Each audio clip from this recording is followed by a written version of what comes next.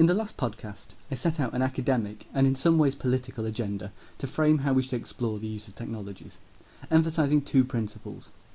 The first was that any discussion should recognise that technologies have always been a part of the teaching and learning process, that the computer extends historical uses of the pen, the OHT, the textbook, and so on. The second key principle was that we should avoid the allure of what we can do with various gadgets, in favour of their deep pedagogical implications, how they actually mediate knowledge and understanding and the process of learning. In this podcast, I'm going to mobilise these two principles in analysis on two levels. Firstly, offering a theoretical model through which we might start to appreciate the deeply integrated way which technologies interact with learning.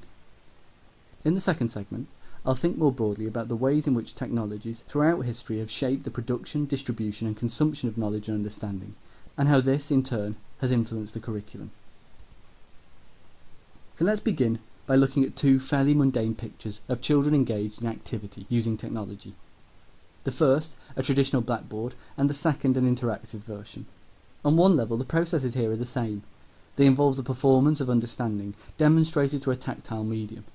In both, answers can be trialled in a non-permanent way, enabling testing and probing of answers and the thought processes that produce them. The depth by which technology can talk back is, of course, different. The interactive whiteboard can react in a way that the blackboard doesn't. Here, the teacher must provide the feedback loop in the process. There are also differences in the appeal of the two technologies. The visual and auditory appeal of the electronic resource and its relative newness may well motivate learners to engage more closely with it. This shouldn't be ignored, though I'd also suggest that it can be overstated. Newness is only ever temporary, and I'd argue that whilst motivation establishes an important prerequisite for learning, it doesn't guarantee the dynamic of that learning itself. So we've some emerging sense here of the pedagogic implications of technology, but I think we can dig deeper. And I found the work of Edwin Hutchins to be particularly useful in this respect. Hutchins' involvement in learning theory is interesting, in that he originates from a background in anthropology, in contrast to the usual psychological domination of the field. As such, he breaks from the insulated model of learning, which situates all of the processes within the brain of the individual. Rather, he suggests that learning is a situated exercise, a process that is not contained inside the individual, but in the interactions between that individual and the context they inhabit. This can be quite a difficult concept to get your head around, partly because the notion that learning is an internal process is so culturally resonant. I find it easy to summarise Hutchins' position as this: we think using things. One of those things is language, sets of prefabricated meanings which are external to us, but which we can draw upon as tools through which to make sense of our world. Technologies are, in Hutchins' stance, similar. In using them, we extend our cognition using an artefact external to us. This is an interesting and potentially provocative stance, and one which begs a re-evaluation of how we consider technology in pedagogy. The usual conceptualisation is to consider it as an adjunct to thinking, something separate to the processes within the brains of individuals, or even as an interference to cognition, the notion that in using a technology we erode the internal capacity that might otherwise perform that particular operation. The furore that surrounds the use of calculators is in many ways emblematic of these tendencies. But Hutchins' call is for something a bit different.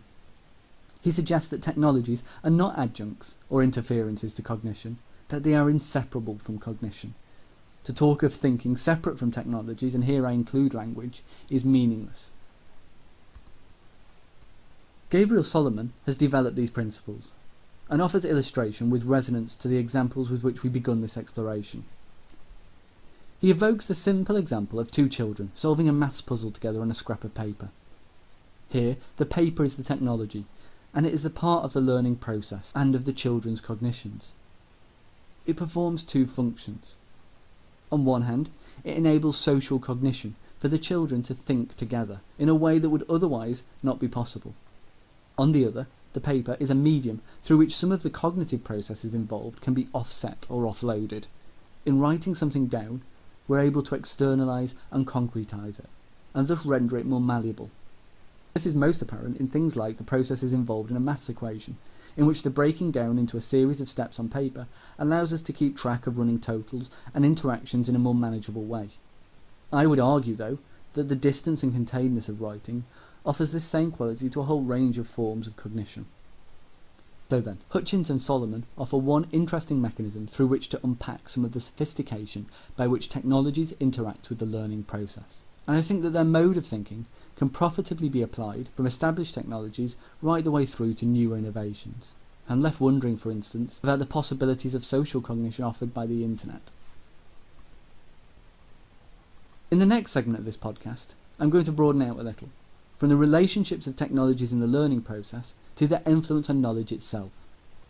Here, I'll suggest that technologies are not just used to produce knowledge, in the sense, for instance, that they're scientific apparatus, but also that they have been pivotal in containing and distributing that knowledge. In doing so, I'm going to suggest that the dominant technology which contains knowledge also mediates its nature, the degree of access to it, and the qualities by which we consume and interact with it. In doing so, I'll be following a tradition established in the 1960s by Marshall McLuhan, one of the earliest media theorists, and the pithy notion that the medium is the message. An early part of McLuhan's work related to the social ramifications of the printing press, perhaps one of the most significant inventions of all time. The press had obvious implications for knowledge. It made understanding more distributable, and thus more accessible. Books were cheaper than their hand-scribed precursors, and thus the printing press heralded a massive democratisation of access to knowledge and understanding. McLuhan, though, was more interested in the ways in which the new medium of the book shaped the qualities of knowledge, and how individuals interacted with it. He notes, for instance, that the literary revolution established a deep-rooted graphocentrism in culture, the notion that the word contains a more valid form of truth than other modes of expression.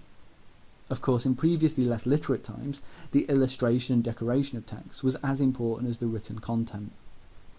The linear nature of the book also established the importance of lines of argument and logics, an important precursor to the modernist turn in the Renaissance.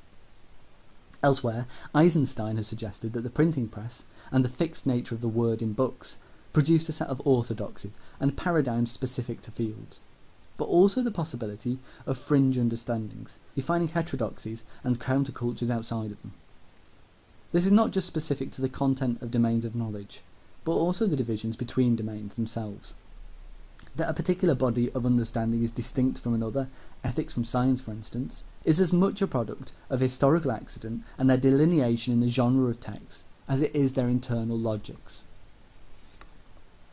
This notion has also been developed by McLuhan in one of the most striking quotes from his book The Gutenberg Galaxy. Here he suggests that print has fostered a compartmentalised and linear outlook and construct of knowledge, one reinforced not just by the genre of text and the fields within these genres, but by the need to present a linear treatment, segmented into chapters and subchapters.